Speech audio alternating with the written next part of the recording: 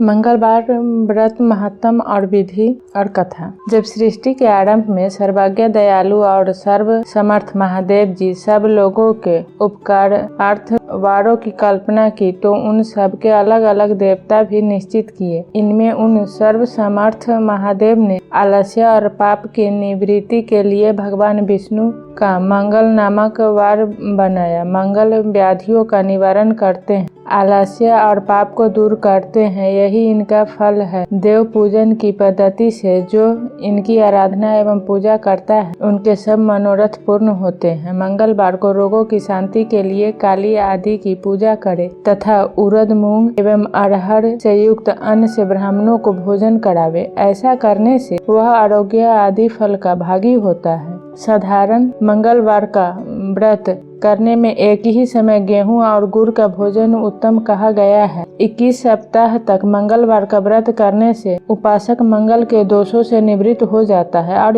यदि उसे रक्त विकार होता है तो वह दूर होकर उसके शरीर में बल की वृद्धि होती है, उसके सारे विघ्न दूर हो जाते हैं और वह राज्य सम्मान का भी लाभ करता है। मंगल के व्रती को उचित है कि वह लाल रंग के पुष्प देवता पर चढ़ावे और लाल ही वस्त्र धारण करे। मुख्यतः इस दिन हनुमान जी की पूजा करे और मंगलवार की कथा सुने। तो मंगलवार की कथा इस तरह है कि पूर्व काल की बात है कि एक ब्राह्मण तथा एक ब्राह्मणी थे जिनके कोई संतान न थी। इस कारण वे दिन रात भगवान से प्रार्थना करते थे कि उन्हें कोई पुत्र हो जाए। पुत्र की कामना करने वाला वह ब्राह्मण तो वन में रहकर हनुमान जी की आराधना किया करता था। उसकी स्त्री घर में ही रहकर पुत्र के लिए हनुमान जी की पूजा करती थी और हर मंगलवार को व्रत करके हनुमान जी को भोग लगाने के पश्चात ही भोजन करती थी। परंतु एक दिन कोई ऐसा व्रत पड़ गया जिसमें ब्राह्मणी को भोजन नहीं बनाना था। इस कारण उसने न भोजन बनाया और न ही भोग लगाया, जिसके कारण वह कुछ खा पी भी न सकी।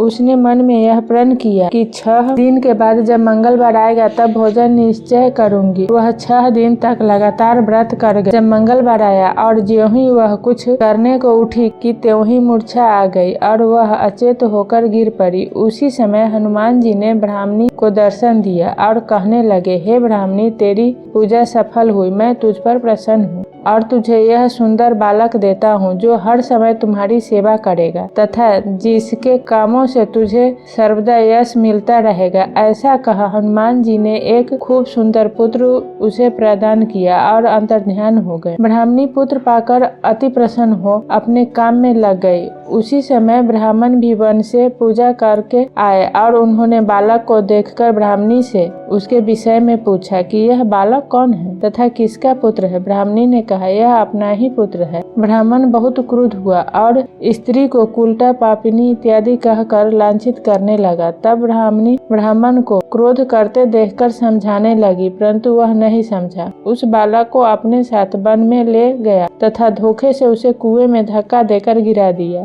और घर चला आया। पुत्र मंगल को स्वामी के साथ न देखकर ब्राह्मणी पूछने लगी, मंगल कहाँ है? वह बोला, मैं क्या जानूं। परंतु माँ ने ज्यों ही मंगल कहकर आवाज दिया कि त्यों ही मंगल एक तरफ से हंसता हुआ चला आया। इस प्रकार ब्राह्मण ने कई बार मंगल को मारना चाहा, परंतु वह बालक तो हनुमान जी का अतः हमेशा ही बचता रहा और ब्राह्मणी के आवाज देने पर वह बालक तुरंत उपस्थित हो जाता, जिससे वह ब्राह्मण अत्यंत आश्चर्य में पड़ा था। किसी समय वह ब्राह्मण सो रहा था कि रात्रि में उसे हनुमान जी ने दर्शन दिया और कहा कि हे ब्राह्मण देव, तुम अपनी स्त्री पर तथा बालक मंगल पर किसी भी प्रकार का संदेह मत करो, क्योंकि वह बालक मेरा है। तुम्हारी स्त्री मेरी भक्ति बड़ी श्रद्धा से करती है, इसलिए मैंने उसे पुत्र दिया है। पश्चात नींद खुलने पर उस ब्राह्मण ने अपनी स्त्री से भला बुरा कहने के कारण क्षमा मांगा तथा पुत्र मंगल को बहुत प्यार किया और प्रसन्नता से श्री हनुमान जी का पूजन करने लगा। इस प्रकार जो भी मनुष्य इस कथा को पढ़ता, सुनता या मंगलवार का